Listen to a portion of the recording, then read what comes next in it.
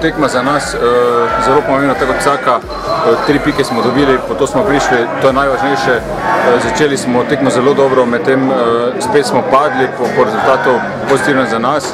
Tako kot že, ne vem, vsako tekmo v bistvu imamo te vzpone in padce, tega se bo treba znebiti, pokazati bo treba še več ambicij za boljšim rezultatom in pol se nadejam še boljšim predstavam.